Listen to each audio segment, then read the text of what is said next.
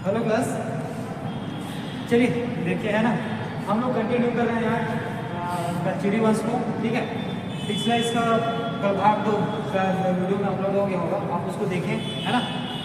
और आज के वीडियो देखने के पहले जो कल्चरी वंश पांडु वंश और कल्चरी वंश है ना का जो वीडियो आया था उसको पहले देखें, फिर उसके बाद क्या हम लोग एक ग्राम से है ना सक्सेसफुली इसको क्या कर रहे हैं, आगे कंटिन्यू कर रहे हैं। इसके बाद हो सकेगा तो 3 से 4 लगभग 3 से 4 वीडियो और आएगा है ना। ये जो है रतनपुर बिलासपुर वाले क्षेत्र से कल्चरी वंश के बारे में। ठीक, देन उसके बाद रायपुर की जो लवरी शाखा है कल्चरी वंश की उसके बारे में पढ़ेंगे। ठीक है, तो याद रखिएगा महत्वपूर्ण टॉपिक है। ठीक है, यहाँ से पूछे जाने की प्रश्न है ना, एग्जाम में यहाँ से प्रश्न पूछे जाने की संभावना जो है महत्तम है ना, बहुत ज़्यादा अधिक है कि यहाँ से प्रश्न आपको क्या होगा आने वाले पेपर में देखने को मिलेगा, चाहे स्टेट पीसीएस का एग्जाम हो या वनडे एग्जाम। ठीक है, तो आप इसको अच्छे से पढ़ेंगे। इसके साथ ही जितने वीडियो आए हैं, ठीक है, सब परीक्षा की दृष्टि से देखा जाए तो बहुत ही महत्वपूर्ण है। ठीक है, और कल हमारे पास एक टेस्ट सीरीज आया था किसी अकेडमी का है ना, एक अच्छा खासा बड़ा अकेडमी है, मैं नाम ही लेना चाहूँगा। ठीक है, तो वहाँ से लगभग हमारे जो क्लास में चल रहे कंटिन्यू वहाँ से 15 से 20 क्वेश्चन आप लोग है ना क्या देखने को मिलेंगे। ठीक है, उनकी एक टेस्ट सीरीज में जो छत्तीसगढ़ का सिर्फ मैं उसी का बता रहा हूँ। ठीक है, छत्तीसगढ़ में जितनी चीज़ें हम लोगों ने अभी पढ़ी हैं उसमें से कल जो एक अकेडमी का टेस्ट सीरीज हमारे पास आया, उसमें 12 से 15 क्वेश्चन वहाँ से डायरेक्ट है ना, जैसा मैंने पढ़ाया था जो आपके वीडियो में है, जो छत्तीसगढ़ में हम लोग अभी पढ़ रहे हैं छत्तीसगढ़ की इतिहास के बारे में। ठीक है, और छत्तीसगढ़ संबंधी जितने भी वीडियो अभी तक आपको मिले हैं, ठीक है, उसको आप अच्छे से पढ़ेंगे। मैक्सिमम क्वेश्चन जो है एग्जाम में आने की यहाँ से क्या अधिक संभावना है। ठीक, तो आप क्या करें, वीडियो को देखें, अच्छे से पढ़ें। मैं जितना पढ़ा रहा हूँ उतने को ही आप पढ़िए। ठीक है, उससे ज़्यादा करने की आपको जरूरत नहीं है। चलिए देखिए, अब आगे कंटिन्यू करते हैं।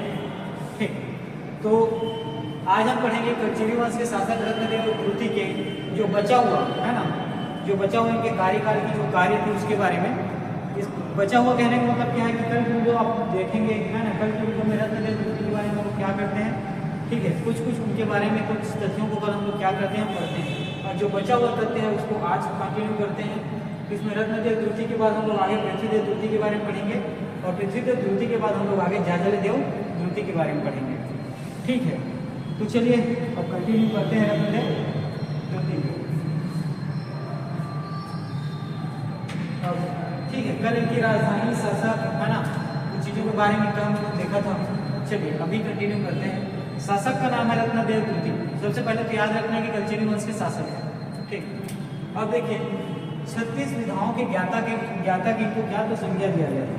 ठीक है, 36 विधाओं की ज्ञाता का संज्ञा दिया गया था, किसे तो रत्नदेव द्रुति को। ठीक, तो रत्नदेव द्रुति के बारे में याद रखना है, 36 विधाओं की ज्ञाता की संज्ञा दिया गया था। 36 विधाओं की ज्ञाता का के नाम से क्या तो जाने जाते हैं। आगे देखिए, स्वर्ण और चांदी के सिक्के चलवाए। याद रखना है, रत्नदेव द्रुति ने स्वर्ण और चांदी के क्या तो सिक्के चलवाए। ठीक है, स्वर्ण और चांदी के सिक्के चलवाए रत्नदेव द्रुति ने। साथ ही 36 विधाओं की ज्ञाता के नाम से जाना जाता है, या 36 विधाओं के ज्ञाता। ठीक है, ऐसा क्या कर पुकारा जाता था, किसको तो रत्नदेव द्रुति को। अब देखते हैं इनके द्वारा उस समय इनके शासनकाल में जो युद्ध हुआ है ना, जो युद्ध होता है, जो विजय अभियान चलाते हैं, उसे उन सब चीज़ों के बारे में है ना, ये जो आजकल क्या परीक्षा में पूछा जाता है। देखिएगा, अब रत्नदेव द्रुति के युद्ध को वर्णन के बारे में हम देखते हैं। ठीक, इसमें हम लोग देखिएगा त्रिपुरी की अधीनता अस्वीकार करते हैं, जिसके कारण त्रिपुरी नरेश गैरकर्ण क्या करते हैं, आक्रमण करते हैं, और इनके आक्रमण को रत्नदेव द्रुति जो है क्या कर देते हैं, विफल कर देते हैं। ठीक, तो युद्ध वर्णन यहाँ पर देखते हैं आप लोग रत्नदेव द्रुति के शासनकाल में कि त्रिपुरी है ना, त्रिपुरी के जो नरेश है नाम है गैरकर्ण है ना, त्रिपुरी के नरेश नाम है गैरकर्ण। जब ये रत्नदेव द्रुति को कहते हैं अधीनता स्वीकार करने के लिए, तो रत्नदेव द्रुति जो है ना, अधीनता से संबंधित बातों को क्या कर देते हैं, नकार देते हैं, अस्वीकार कर देते हैं, जिससे आवेश में आकर है ना रत्नदेव द्रुति के द्वारा क्या किया जाता है, अधीनता को अस्वीकार कर दिया जाता है, नकार दिया जाता है, मना कर दिया जाता है। इससे जो है त्रिपुरी नरेश जो है अपने आत्मसम्मान की है ना विरुद्ध बातें सोचकर, ठीक है, क्या करते हैं, आक्रमण कर देते हैं। किसके आक्रमण कर देते हैं, किसके शासनकाल में, तो रत्नदेव द्रुति के शासनकाल में। और यहाँ पे युद्ध होता है, और युद्ध में ये चीज़ देखने को मिलता है, ठीक है, कि इसमें जो है रत्नदेव द्रुति जो है युद्ध में भारी पड़ते हैं किसको, तो त्रिपुरीनेस गया करते हैं, ठीक है। और जो त्रिपुरीनेस गया का जो इनके शासन क्षेत्र में क्या करते हैं, आक्रमण करते हैं, उसको विफल कर देते हैं, ठीक। तो रत्नदेव द्रुति के बारे में यहाँ पे युद्ध वर्णन में आप लोगों ने देखा इस शासनकाल का रत्नदेव द्रुति का, और उसमें त्रिपुरी के जो नरेश थे नाम है गयाकर्ण, ठीक है। गयाकर्ण के द्वारा उनको अधीनता स्वीकारने के लिए क्या किया जाता है, प्रस्ताव दिया जाता है, ठीक है। नहीं तो युद्ध करने की क्या किए जाते हैं, आक्रमण करने की धमकी दी जाती है। रत्नदेव द्रुति जो है ना, उनकी अधीनता को स्वीकार कर देते हैं, कहते हैं कि मैं, है ना, रत्नदेव द्रुति कहते हैं कि मैं त्रिपुरियों की जो क्या है अधीनता है, ठीक है, उसको स्वीकार नहीं करूँगा।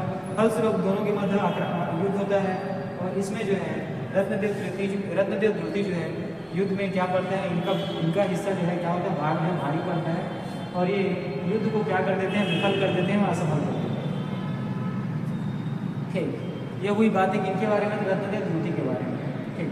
ये हुई कहाँ पर, तो देखिए अब त्रिपुरी का इनमें आक्रमण कल्चुरी वंश में आपको ज़्यादा इसे देखने को मिलेगा, क्योंकि जो त्रिपुरी के जो शासक हैं और संस्थापक हैं, कल्चुरी वंश से जो शासक और संस्थापक हैं, ये आए कहाँ से थे, तो त्रिपुरी से।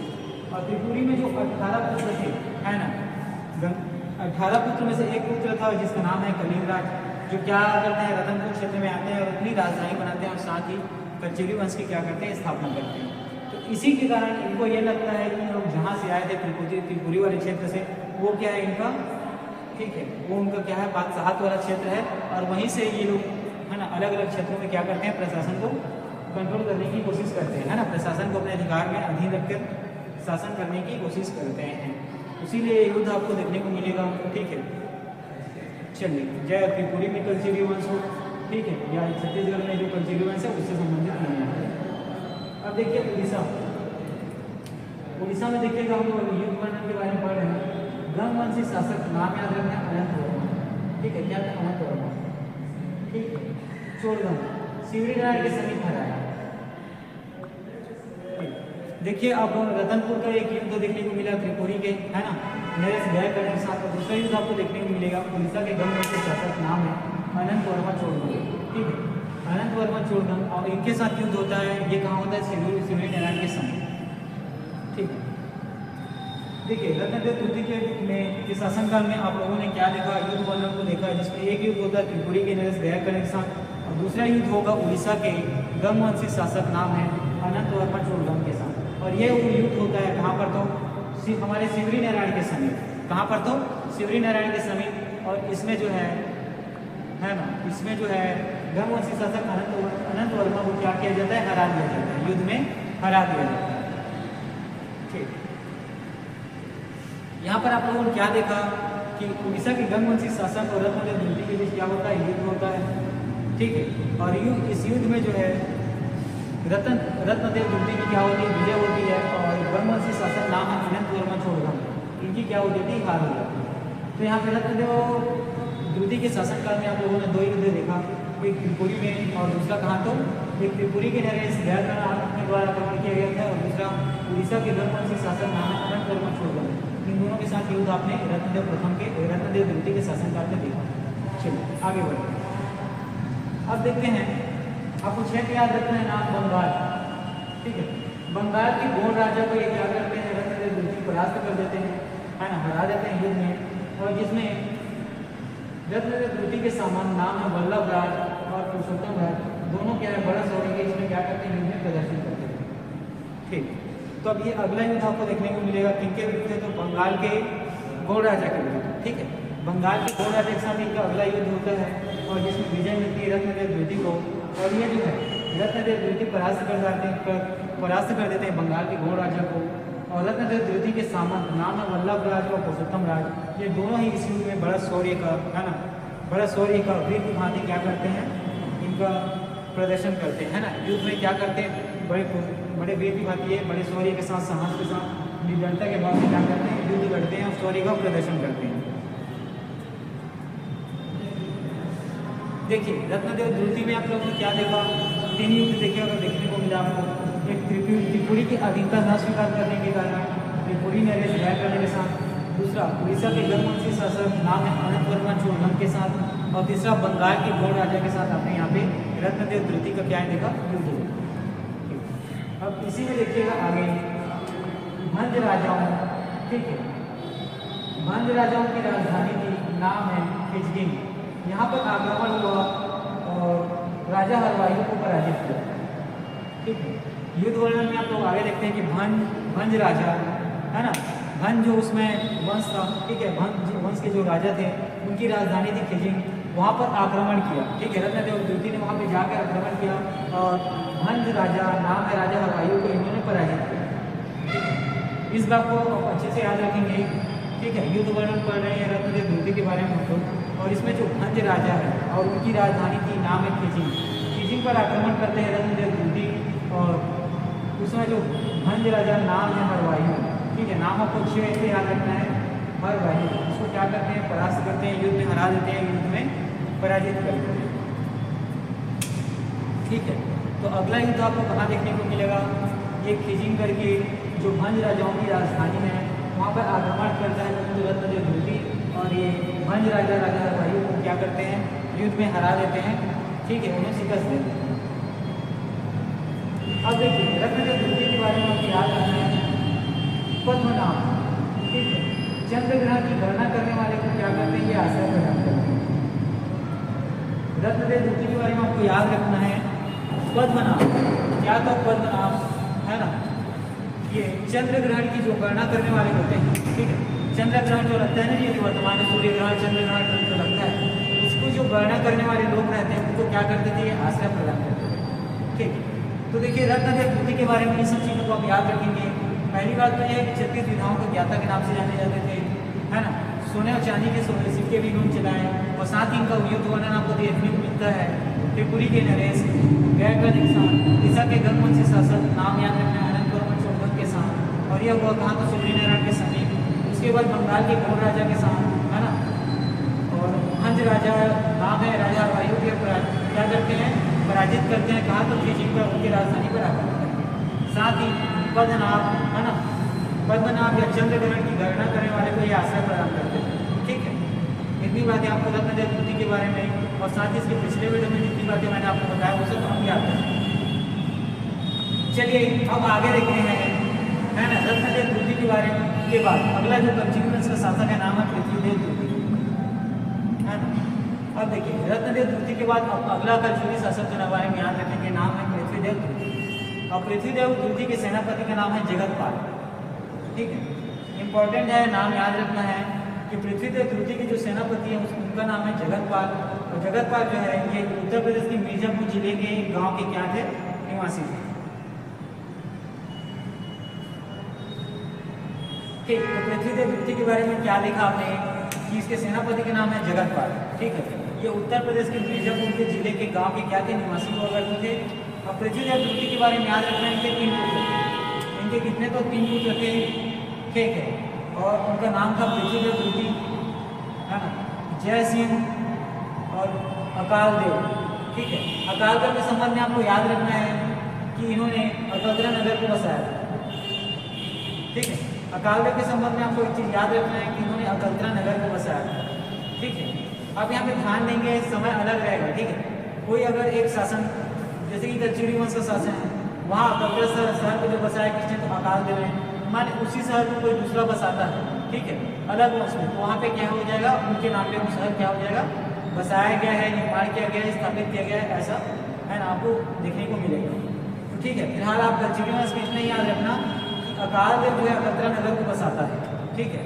कलचुगी वंश से संबंधित चीज़ों में अकाल देव के बारे में याद रखना है कि ये जो है अकलतरा नगर को क्या करते हैं, कलचुगी वंश के समय उनके शासनकाल में बसाते हैं, ठीक है। हो सकता है जो दूसरा अगला वंश है वो आप क्या करते हैं, कुछ काम किए हो, ठीक है, उनका निर्माण किए हो या स्थापित किए हो, वहाँ किसी भी प्रकार की स्थापना की हो, तो जो है ना, अलग राज्य के बारे में संबंधित चीज़ें समय के साथ क्या होती है, बदलती हैं, है ना, उसमें बदलाव आता है। और ये क्या होता है, जैसे अकलतरा शहर का निर्माण यहाँ पे जो दिखा है ना, ये अकाल देव ने किया था, इसी को इसके पहले हम लोग बाल वंश से पढ़े हैं, ठीक है।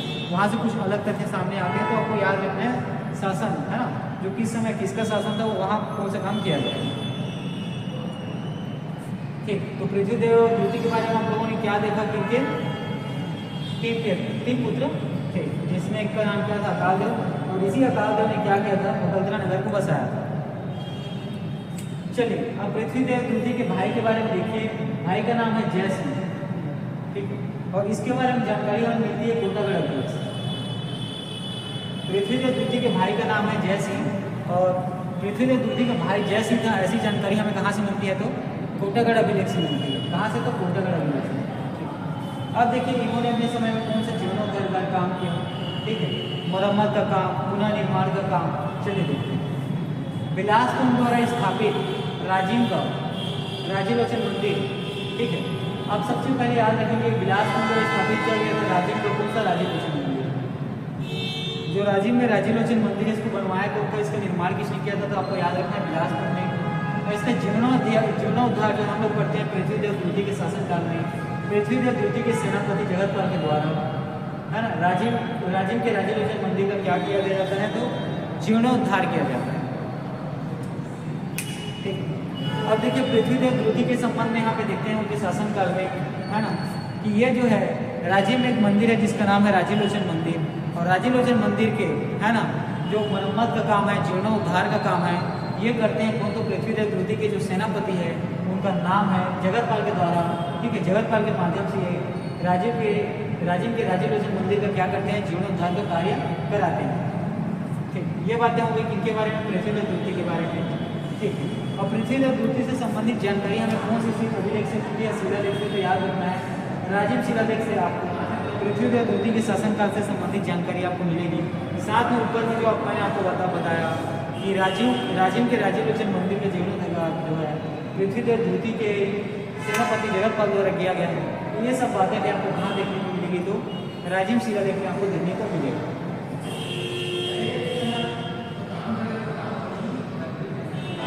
ठीक है। और पृथ्वीदेव द्वितीय के बारे में चलिए आगे देखते हैं, ठीक है। अभिलेख में इनके बारे में हमें जानकारी मिलती है कि 13 सिक्के सर्वाधिक इन्होंने जारी किए, ठीक है। पृथ्वीदेव द्वितीय के बारे में इनके अभिलेख से हमें क्या जानकारी मिलती है कि 13 जो सर्वाधिक सिक्के हैं वो किनके द्वारा जारी किया गया, तो पृथ्वीदेव द्वितीय के द्वारा जारी किए गए थे, है ना। और साथ में याद रखना है कि 13 जो है सर्वाधिक है, ठीक है। कितने तो 13 जो है सर्वाधिक है, ठीक। यहाँ पे आप लोगों ने क्या देखा कि पृथ्वीदेव द्वितीय के जो अभिलेख हैं 13 ये सर्वाधिक जारी हुए, सर्वाधिक, है ना। कलचिरी वंश में सर्वाधिक जो अभिलेख जारी किए गए जिसकी संख्या 13 है, किसने किया था, पृथ्वीदेव द्वितीय, ठीक है। यहाँ पे देखिए पृथ्वीदेव द्वितीय आपने क्या देखा, यहाँ पे लगभग 13 अभिलेख जारी किए, कितने तो 13, और जो कलचुरी वंश में सर्वाधिक थे। तो हम लोग यहाँ कह सकते हैं कि कलचुरी वंश में सर्वाधिक अभिलेख जारी किसने किया तो या किनके द्वारा जारी करवाया गया तो पृथ्वीदेव द्वितीय। और संख्या पूछेगा तो आपको बताना है 13, संख्या पूछेगा कितना बताना है 13। अब देखिए अभिलेख कहाँ से जारी किए गए उनके नाम, है ना, कुछ नाम लिखते हैं। कोटागढ़, अकलतरा, राजीव, बिलाईगढ़, कोनी, अमोदा, रतनपुर, पारागांव, घोटिया, इन सभी स्थानों से ये जो 13 अभिलेख मिले हैं रत्नदेव द्वितीय के, ठीक है, इनको आपको याद रखना। तो रत्नदेव द्वितीय के बारे में यहाँ आपको पता चला कि सर्वाधिक अभिलेख जिनकी संख्या 13 है ये जारी किया था किसने तो कलचुरी वंशी शासक पृथ्वीदेव द्वितीय ने। और जो अभिलेख मिले उनके कुछ स्थानों के नाम यहाँ हैं, कोटागढ़, अकलतरा, राजीव, बिलाईगढ़, कोनी, अमोदा, रतनपुर, पारागांव, घोटिया। आपको इन सब स्थानों के नाम क्या करने हैं, याद रखने हैं, ठीक। अब देखिए पृथ्वीदेव द्वितीय जो है स्वर्ण और तांबे के सिक्के चलाते हैं, आपको याद रखना है। पृथ्वीदेव द्वितीय के बारे में याद रखना है कि सोने और तांबे के सिक्के क्या करवाए थे, चलवाए थे, ठीक। पृथ्वीदेव द्वितीय के बारे में आपको ये बातें याद रखनी है कि उन्होंने सोने और तांबे के सिक्के चलवाए थे।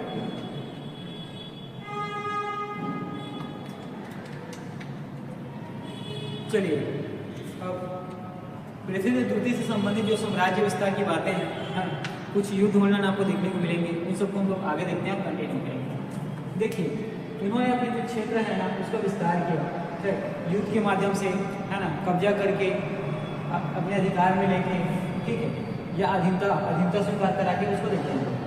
तो सरागढ़, है ना, ये जो वर्तमान सारंगढ़ है, उसी प्रकार मेचका सिलवावा ये स्थान धमतरी का है, ठीक है।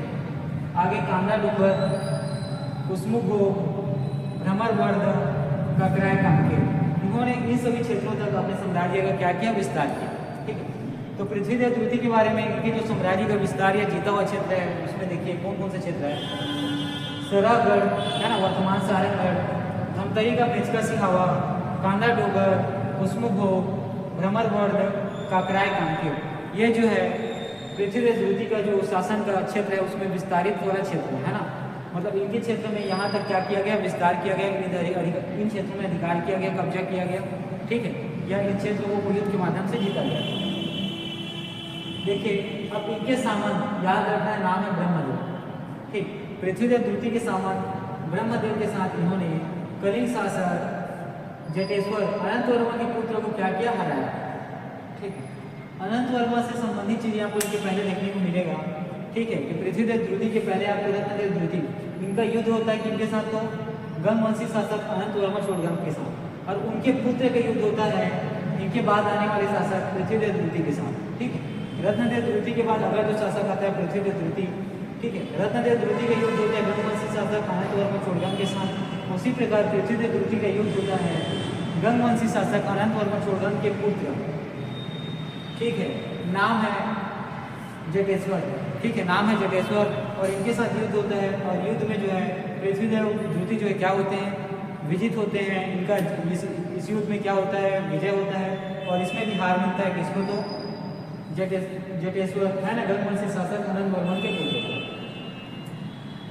यहाँ पे आप लोगों ने देखा कि इनके सामंत पृथ्वीदेव द्वितीय के सामंत ब्रह्मदेव के साथ उनके सहयोग से, उनके समर्थन से, उनके युद्ध में साथ देने की क्या से, समर्थन से, है ना, सहयोग से कलिंग के शासक नाम है जटेश्वर, है ना, जो अनंत वर्मा के पुत्र हैं उनको क्या करते हैं, हरा देते हैं, युद्ध में पराजित कर देते हैं, ठीक है। और विजय किनका हो गया, पृथ्वीदेव द्वितीय का, किसके सहयोग से, तो ब्रह्मदेव के सहयोग से।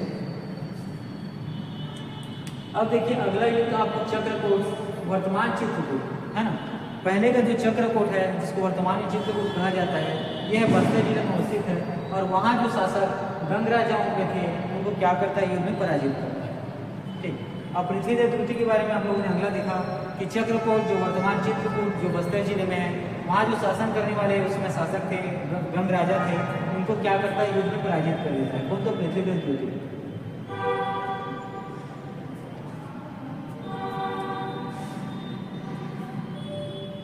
चलिए अब इनके जो निर्माण कार्य हैं, है ना, इन्होंने किन किन क्षेत्रों में स्थापित कला निर्माण किया, मंदिर निर्माण किया, या कोई अलग से कलाकृति, उन सब चीज़ों के बारे में पढ़ते हैं,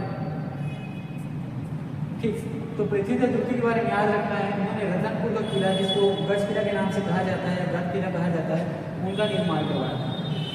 पृथ्वीदेव द्वितीय के बारे में आपको याद रखना है कि रतनपुर का जो किला है जिसको गज किला कहा जाता है, उसका निर्माण करवाया था किसने, तो पृथ्वीदेव द्वितीय।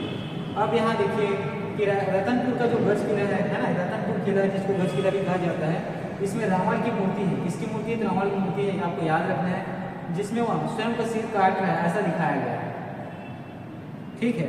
तो रत्नदेव द्वितीय के संबंध में याद रखना है कि इन्होंने रतनपुर के किले का, जिसको गज किला के नाम से भी जाना जाता है, और इसमें विशेष बात यह है कि गज किला या रतनपुर किले में रावण की मूर्ति है, जिसमें रावण जो है अपने सिर को काट रहा है तलवार की, है ना, तलवार से, ऐसा इसमें क्या किया है, दिखाया गया है।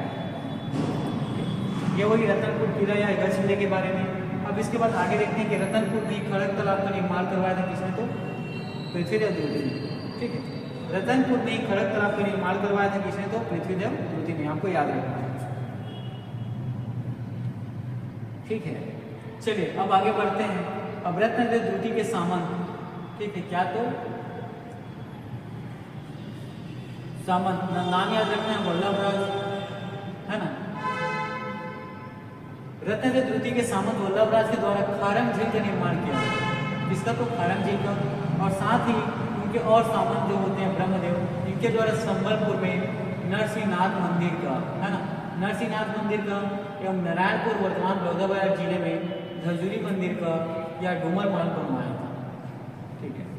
देखो यहाँ पे रत्न पृथ्वीदेव द्वितीय जो है उनके सामंत, आपको ये नाम याद रखना है, एक नाम है वल्लभाचार्य, एक नाम क्या है, तो वल्लभराज, माफ करिएगा, वल्लभाचार्य जो है उन्होंने थोड़ी देर कुछ दिन वीडियो पहले इतिहास से पढ़ा था, ठीक है। तो चलिए वहाँ से वो अलग चीज़ें हो जाती हैं। तो यहाँ पे आप देखेंगे पृथ्वीदेव द्वितीय के सामंत, आपको नाम याद रखना है वल्लभराज, वल्लभराज के द्वारा खारंग झील का निर्माण किया जाता है, ठीक है। तो पृथ्वीदेव द्वितीय में आप लोगों ने देखा कि इनके सामंत हैं, नाम है वल्लभराज। वल्लभराज के द्वारा औरंगजेब का निर्माण किया जाता है। साथ ही आपको उनके सामंत एक और नाम याद रखना है, नाम है ब्रह्मदेव। और ब्रह्मदेव ने संबलपुर में, है ना, नरसिंहनाथ मंदिर का क्या करते हैं, निर्माण करते हैं। ठीक है, तो पृथ्वीदेव द्वितीय के बारे में आप लोगों ने देखा कि इनके सामंत नाम है वल्लभराज। वल्लभराज द्वारा औरंगजेब का निर्माण किया जाता है। साथ ही एक दूसरे व्यक्ति जो इनके सामंत होते हैं ब्रह्मदेव। ब्रह्मदेव जो है संबलपुर में नरसिंहनाथ मंदिर एवं, है ना, नरसिंहनाथ मंदिर का निर्माण करते हैं। कहाँ? तो संबलपुर में। कौन करता है? तो उनके सामंत ब्रह्मदेव। किसके शासनकाल में? तो कलचुरी वंश के शासनकाल में। साथ ही याद रखना है नारायणपुर, है ना, जो वर्तमान बलौदाबाजार जिले में स्थित है। ठीक है, नारायणपुर एक स्थान है ना। साथ ही नारायणपुर छत्तीसगढ़ का एक जिला है, आप वहाँ कंफ्यूज नहीं होंगे। ये जो नारायणपुर है ये वर्तमान बलौदाबाजार जिले में स्थित है। और इसी नारायणपुर में धूजरी मंदिर और डूमर महल बनवाया। किसने? तो ब्रह्मदेव, जो सामंत होते हैं पृथ्वीदेव द्वितीय के। देखिए यहाँ पे आप लोगों ने क्या देखा पृथ्वीदेव द्वितीय से संबंधित चीजों में, कि इनके सामंत एक नाम है वल्लभराज। वल्लभराज जो है औरंगजेब का निर्माण करवाते हैं। साथ ही इनके सामंत एक और व्यक्ति है, नाम है ब्रह्मदेव। ब्रह्मदेव जो है संबलपुर में नरसिंहनाथ मंदिर का निर्माण करवाते हैं। और नारायणपुर जो बलौदाबाजार जिला है वहाँ धूजरी मंदिर और डूमर महल का जो निर्माण या बनवाया जाता है इनके द्वारा, तो ब्रह्मदेव, है ना, इनके द्वारा नाम याद रखना है ब्रह्मदेव। और एक विशेष किसके शासनकाल में होता है? तो पृथ्वीदेव द्वितीय के शासनकाल में। चलिए अब आगे बढ़ते हैं और देखते हैं जाजलदेव द्वितीय। ठीक है, अगले कलचुरी शासक का नाम क्या है? तो जाजलदेव द्वितीय। जाजलदेव द्वितीय जो है थुम्मराधिपति की उपाधि ग्रहण किए हुए थे।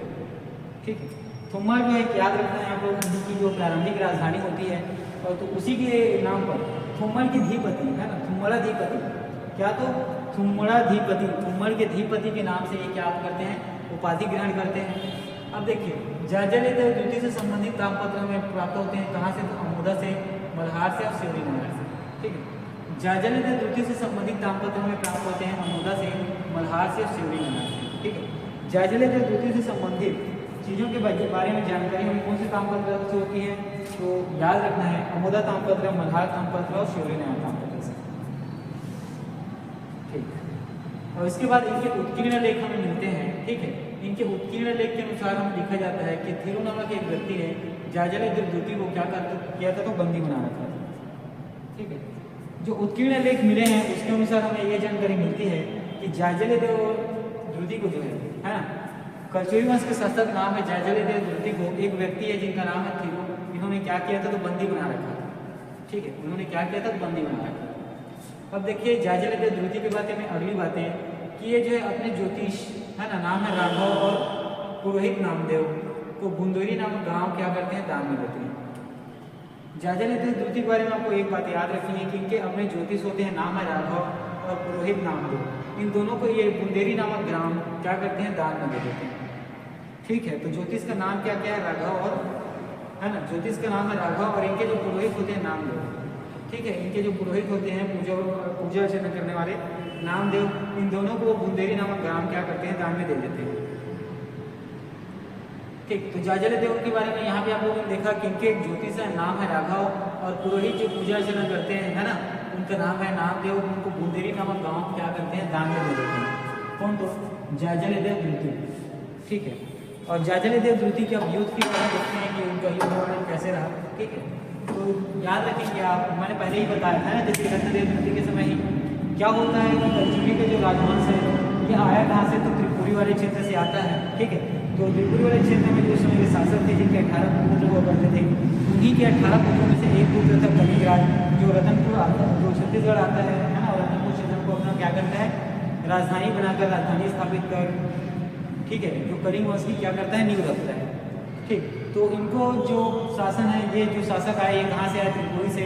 तो ये लोग जो है जो त्रिपुरी वाले क्षेत्र होते हैं, है ना, वहाँ के वंश जो है अपने आप को क्या मानते हैं? यहाँ के राजवंश से बड़े मानते हैं। वो बोलते हैं कि इनका जो शासन क्षेत्र है वो हमारे अधीन रहेगा, उनकी अधीनता स्वीकार करके ये क्या करेंगे? शासन करेंगे। लेकिन उनके अधीनता को क्या किया जाता है? जो रतनपुर वाले क्षेत्र में, छत्तीसगढ़ वाले क्षेत्र में जो कलचुरी आ जाते हैं वो अस्वीकार कर देते हैं, है ना। इससे क्या होता है? उनके बीच युद्ध आपको देखने को मिलेगा। तो इसके पहले आपको युद्ध देखने को मिलेगा था रत्नदेव द्वितीय के शासनकाल में। ठीक है, जो त्रिपुरी से हुआ था। इसके बाद जाजलदेव द्वितीय के समय भी आपको फिर देखने को मिलेगा कि नाम है त्रिपुरी शासक जयसिंह। क्या नाम है? जयसिंह। और ये रतनपुर पर आक्रमण करते हैं। ठीक है, ये जाजलदेव द्वितीय भी त्रिपुरी के ही कलचुरी शासक हैं, है ना। अब देखिए यहाँ पर त्रिपुरी शासक, ठीक है, क्या है तो त्रिपुरी शासक, है ना, त्रिपुरी क्षेत्र के। ये क्या करते हैं? नाम है जयसिंह, रतनपुर पर आक्रमण करते हैं। ठीक है, रतनपुर पर आक्रमण करते हैं और ये युद्ध भी होता है कहाँ पर? तो सूर्यनारायण के समीप आपको देखने को मिलेगा। और इसके बारे में जानकारी हमें मल्हार की लड़ाई से मिलती है। ठीक है, जाजलदेव द्वितीय जो कलचुरी शासक है वर्तमान में छत्तीसगढ़ के, है ना, वर्तमान में कहने का मतलब जो इस समय की बात हो रही है ना, जब कलचुरी वंश के समय की। ठीक, तो वर्तमान समय कहने का मतलब ये जब त्रिपुरी पे शासन कर रहे थे, है ना, उसके बाद ये कहाँ है तो मल्हार वाले क्षेत्र में आए, रतनपुर वाले क्षेत्र में आए, बिलासपुर के आसपास के क्षेत्र में क्या हुआ? कलचुरी जो है शासन करने लगे। तो ठीक है, तो यहाँ पे आप लोगों ने क्या देखा कि त्रिपुरी शासक नाम है जयसिंह, ये क्या करते हैं? रतनपुर पर आक्रमण करते हैं। ठीक है, चलिए इसे में हम कंटिन्यू करते हैं, देखते हैं। ठीक है, जैसे कि यहाँ पे क्या हुआ? अल्हड़देव का नाम याद रखना है। ये क्या करते हैं? जाजलदेव द्वितीय का युद्ध में क्या करते हैं? सहयोग करते हुए, युद्ध में इनके साथ लड़ते हुए वीर गति को प्राप्त कर लेते हैं। कौन? तो अल्हड़देव। देखना इस बात बैठेंगे। ठीक है, और यहाँ पे निर्माण देखिएगा कि जाजलदेव द्वितीय जो है चंद्रचूड़ मंदिर जो शिवरी नारायण में है उसका क्या करते हैं? निर्माण करवाते हैं। ठीक है, जाजलदेव द्वितीय जो है चंद्रचूड़ मंदिर जो शिवरी नारायण में है इसका निर्माण करवाते हैं। साथ ही अल्हड़देव के बारे में आपको कुछ चीज़ें याद रखना। अल्हड़देव ये शिवरी नारायण मंदिर का निर्माण करवाते हैं। ठीक है, देखिए यहाँ पे जो अल्हड़देव है, यही अल्हड़देव को कल्हड़देव और साथ ही उल्हड़देव के नाम से भी जाना जाता है। आप क्या कंफ्यूज नहीं होंगे? कल्हड़देव, अल्हड़देव और उल्हड़देव तीनों एक ही व्यक्ति के अलग अलग नाम हैं। और जाजलदेव द्वितीय के शासनकाल में इनके ही द्वारा शिवरी नारायण मंदिर का क्या करवाया जाता है? निर्माण करवाया जाता है। ठीक है, ये बात तो आपको याद रखनी है। उसके बाद याद रखना कोदेश्वर महादेव मंदिर, क्या तो कोदारेश्वर महादेव मंदिर सोमराज नामक ब्राह्मण ने मल्हार में निर्माण करवाया। किसके समय? तो जाजलदेव द्वितीय के शासन करने से। ठीक है, क्या तो कोदारेश्वर महादेव मंदिर का निर्माण सोमराज नामक ब्राह्मण ने मल्हार में जाजलदेव द्वितीय के शासनकाल के समय करवाया। ठीक है, यहाँ पे कुछ चीज़ें है ना, थोड़ी सी जब बीच में एक थोड़ी सी टेक्निकल इशू आ गया था, उसके कारण मैं यहाँ पर केवल फिर कंटिन्यू करता हूँ। ये जो मल्हार शिलालेख से हमें जानकारी मिलती है इसके बारे में कि शिवरी नारायण के समय युद्ध हुआ था। किनके बीच? तो जाजलदेव द्वितीय उनके सहयोगी थे, इसमें नाम है अल्हड़देव और जो त्रिपुरी शासक जयसिंह उनके बीच। ठीक है, इसमें अल्हड़देव जो है क्या करते हैं? जाजलदेव द्वितीय का सहयोग करते हुए गति को प्राप्त कर लेते हैं। और चंद्रचूड़ मंदिर शिवरी नारायण का निर्माण भी जाजलदेव द्वितीय के शासनकाल में किया जाता है। साथ ही कल्हड़देव, अल्हड़देव या उल्हड़देव इनके द्वारा शिवरी नारायण मंदिर का निर्माण किया जाता है जाजलदेव द्वितीय के शासनकाल में ही। और साथ ही आपको मल्हार में देखने को मिलेगा कोदारेश्वर महादेव मंदिर, इसका निर्माण जो है सोमराज नामक ब्राह्मण करवाते हैं। कहाँ? तो मल्हार। और किसके शासनकाल में? तो पृथ्वीदेव, माफ करिएगा, जाजलदेव द्वितीय के शासनकाल। ठीक, चलिए एक छोटा सा क्यू रिविजन और कर लेते हैं। वहाँ से आपको ये सारी चीज़ें क्या होंगी एक बार रिवाइज हो जाएंगी। ठीक है, और अच्छे से क्या है समझ में आ जाएगा। रत्नादेव द्वितीय के बारे में आपको याद रखना है 36 विधाओं के ज्ञाता और साथ ही इन्होंने सोने और चांदी के सिक्के जारी किया। सबसे पहली बात है कि याद रखते हैं कि 36 विधाओं के ज्ञाता के नाम से जाने जाते हैं। ठीक है, इनका युद्ध आपको देखने को मिलेगा, है ना, त्रिपुरी के नरेश दया करने के साथ ये क्या होता है? इनका युद्ध होता है और युद्ध में जीत जाते हैं। उसी प्रकार उड़ीसा के ब्रह्मवंशी शासक नाम है अनंत वर्मा चौधरी के साथ शिवरी नारायण के समय का युद्ध आपको देखने को मिलेगा। किनका? रत्नादेव द्वितीय का। और जाजलदेव द्वितीय का भी आपको युद्ध जो है शिवरी नारायण के समीप देखने को मिलेगा। इसके बारे में जानकारी हम मल्हार नाम पत्र से होती है। इसके बाद आगे उड़ीसा के बाद बंगाल के जो गौड़ राजा है उनके साथ भी कई युद्ध देखने को मिलता है। और इसमें रत्नदेव द्वितीय के सामंत नाम है वल्लभ राज और पुरुषोत्तम राज। युद्ध में क्या करते हैं? बड़ा शौर्य या साहस का प्रदर्शन करते हैं। उसी में आगे बढ़ते हैं कि भंज राजा जिनकी राजधानी थी किसकी, यहाँ पर आक्रमण करते हैं। तो रत्नदेव द्वितीय खुद जाके आक्रमण करते हैं और राजा और वहाँ के जो हलवाई होते हैं उनको युद्ध में पराजित करते हैं। रत्नदेव द्वितीय जो है पद्मनाभ है ना, जो चंद्रग्रहण की गणना करने वाले जो व्यक्ति होते हैं उनको आश्रय प्रदान करते हैं। ये पूरी बातें हुई किनके बारे में? रत्नदेव द्वितीय के बारे में। ठीक, मैं जितनी भी बातें बता रहा हूँ बहुत ही इंपॉर्टेंट है परीक्षा के दृष्टिकोण से, है ना। परीक्षा को लेकर आप यहाँ से क्या रहेंगे? ठीक, एकदम कॉन्साइज रही ना रहे। देखिए यहाँ पे है पृथ्वीदेव द्वितीय, है ना, अपने कॉन्शियस माइंड में सब चीज़ों को अच्छे से रखें। अब पृथ्वीदेव द्वितीय के सेनापति के नाम है जगतपाल, ठीक है। और ये जगतपाल जो है उत्तर प्रदेश के मिर्जापुर जिले के निवासी, हमको याद रखना। ये बार प्रश्न भी पूछा गया है ना कि कहाँ के निवासी इंपॉर्टेंट है। पृथ्वीदेव द्वितीय के बारे में याद रखना है क्योंकि सेनापति का नाम जगतपाल, और जगतपाल जो उत्तर प्रदेश के मिर्जापुर के गाँव के निवासी होते हैं, ठीक है। पृथ्वीदेव द्वितीय के पुत्र नाम है अकालदेव। अकालदेव के बारे में याद रखने के अकालदेव नगर को इन्होंने बसाया था, ठीक। चलिए आगे बढ़ते हैं। पृथ्वीदेव द्वितीय के भाई का नाम है जयसिंह और इसके बारे में जानकारी हमें कोटागढ़ अभिलेख से मिलती है, ठीक है। पृथ्वीदेव द्वितीय जो है राजीव के राजलोचन मंदिर का क्या करते हैं, जीर्णोद्धार करवाते हैं। किनके माध्यम से? अपने सेनापति जगतपाल के माध्यम से, जिनके बारे में अभी तक पढ़ा है ना। और इनके स्रोत है ना, पृथ्वीदेव द्वितीय संबंधित जो स्रोत है राजीव शिलालेख से मिलते हैं। साथ ही कल्चर में इसके जो सर्वाधिक अभिलेख है ये पृथ्वीदेव द्वितीय जारी करते हैं, संख्या है लगभग 13, जैसे कोटागढ़, कतरा, राजीव, बिलाईगढ़, पुनी, अमोदा, रतनपुर, पारागांव, घोटिया, इन सभी स्थानों से पृथ्वीदेव द्वितीय के क्या मिलते हैं, अभिलेख मिलते हैं। साथ ही ठीक है, पृथ्वीदेव द्वितीय के बारे में याद रखना चाहिए कि इन्होंने स्वर्ण तांबिक सिक्के जारी करवाए। रत्नदेव द्वितीय ने स्वर्ण और चांदी के सिक्के जारी करवाए हैं, ठीक है।